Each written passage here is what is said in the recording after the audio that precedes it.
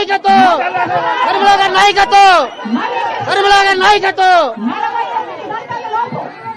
4200 మందిని మళ్ళీ ఉద్యోగాల్లోకి తీసుకుంటున్నాము అని హామీ ఇవ్వాలి చంద్రబాబు గారు. వాళ్ళకు రైటింగ్